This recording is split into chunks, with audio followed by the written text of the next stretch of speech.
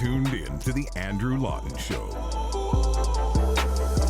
I want to do a bit of a follow-up to a discussion we started off last week about the Portage Lisgar by-election, one of the safest Conservative seats historically, and it is now up for grabs because Candace Bergen, the former interim leader of the Conservatives, has stepped back from politics. The Conservative candidate, Branden Leslie, joins us now. Branden, good to talk to you. Thanks for coming on today. Awesome. Well, thanks for having me here, Andrew. Pleasure to be here.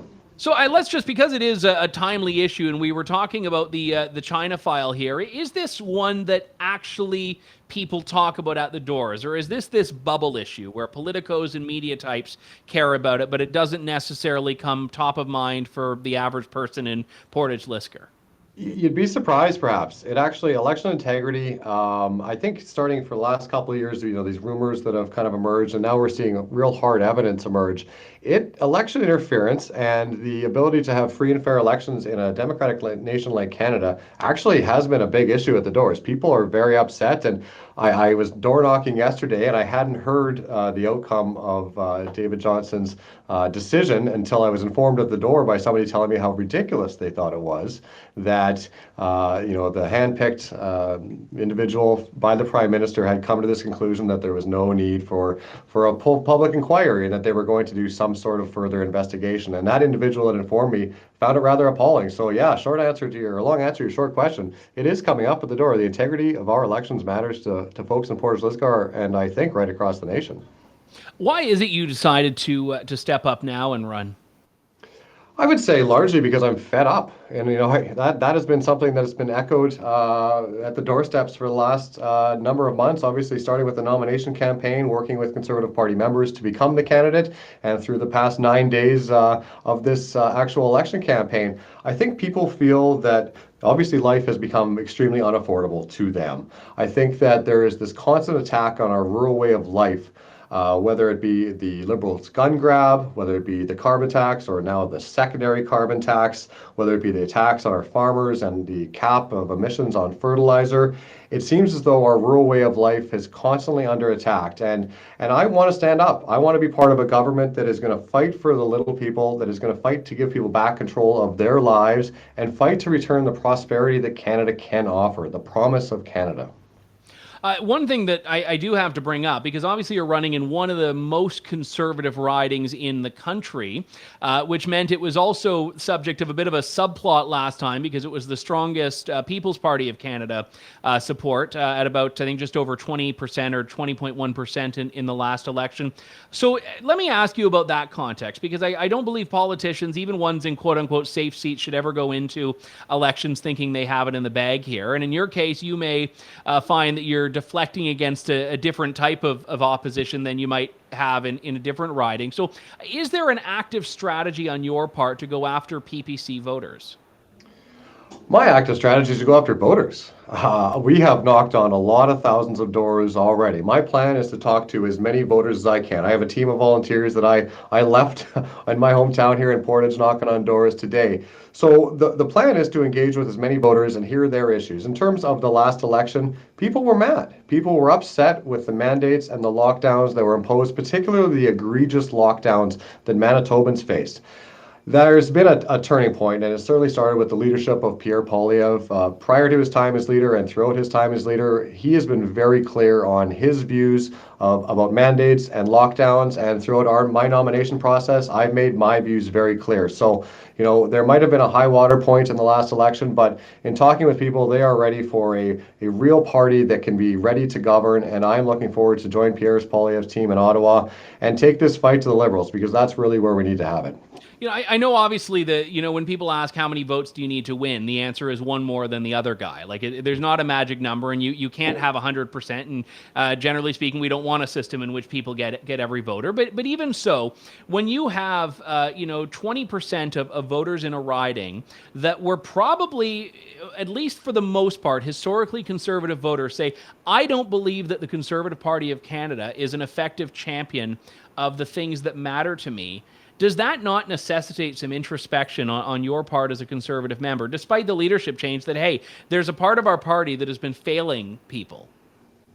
Sure, but I think you hit the nail on the head here, and we are not taking anything for granted. Like, let's be frank here, Andrew. I'm the new guy. Candace was the MP, was a very good MP in this riding for many years, and so stepping into this with a new face, a name on a sign isn't enough to just sway voters. So that's why we're working so hard, me personally, and the dozens of volunteers we have going across town to cross this riding for the last 8 days and continuing over the next 28 and beyond that, to make sure that they know that we are taking this riding serious. And again, I think it does start with the leadership to push back a little bit. Pierre has shifted our Conservative Party to a point in which I think people are very excited once again to be part of our movement. He has unified our party. He has brought people back into the fold by his strong positions, whether it be on mandates and lockdowns, but a whole host of other issues that are at the core priorities of people across this riding. So overwhelming support thus far. I'm very proud of the campaign we're running so far. And as I say, we aren't taking anything for granted. We are going to go out there and work hard to earn every vote on June 19th.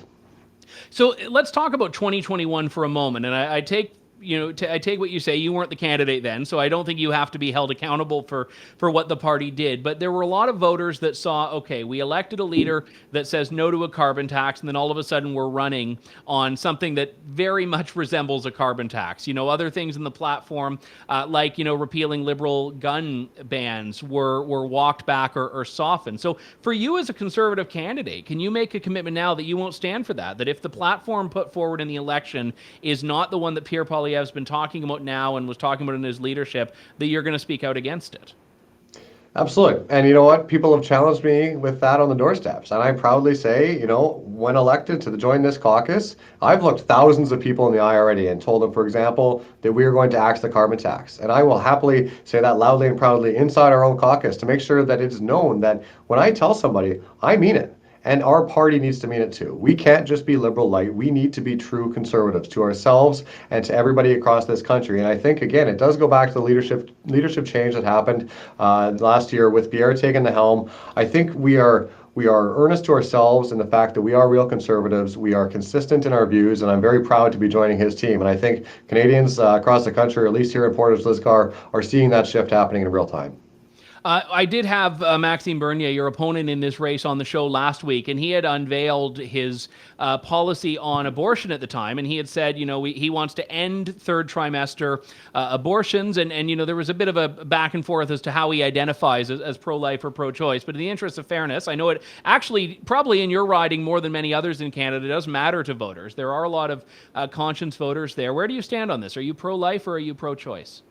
Yeah, it's easy for me. I'm 100% pro-life. It's a lot easier to answer that way. And you're right. This is an important issue to a lot of voters, and it's on both sides of life. It's the abortion issue, but it's also the medical assistance in dying issue, which has been raised to me a number of times of late.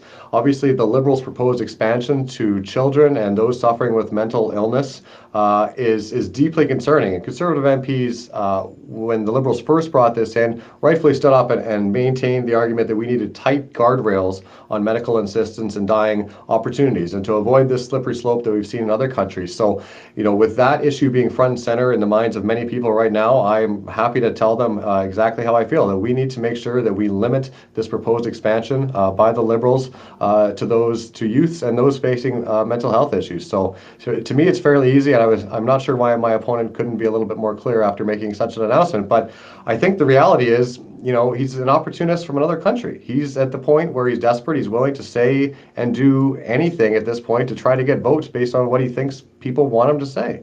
Quebec, you're referring to as another country here? Sorry, another province. My apologies. Well, that claim might actually get you votes in rural Manitoba. I'm not sure, but I mean, here's the criticism though: is that you have a party leader who does not identify as pro-life, and despite his commitment to conscience votes, has said unequivocally, including on my show, that he does not anticipate any legislation on abortion passing. So, if you're a pro-life voter, is the PPC not offering you more because they actually have a concrete plan on abortion, whereas you're leaning on your values here and, in a party that doesn't want to legislate on this issue? Yeah, and as I said, I get asked this all the time, and I think what I say to folks in the riding is just like Candice Bergen did. I will always vote with the will of my constituents, which is very clearly on the pro-life side of things.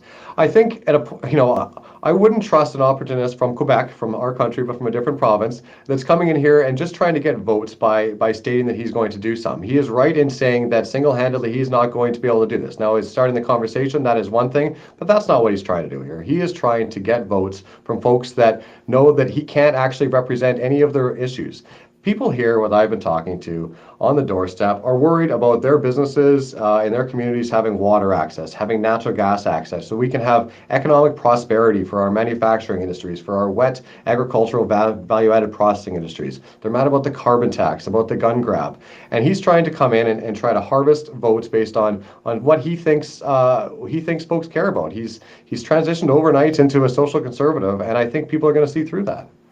If you are successful in getting elected, you're going to have a bit of runway, maybe a year, maybe 2 years of being in opposition before there is another election. What is your target for that? What is your goal for that you'd want to have achieved before you're going back to voters in 2025 if the NDP doesn't manage to find a spine and you're saying, okay, re-elect me?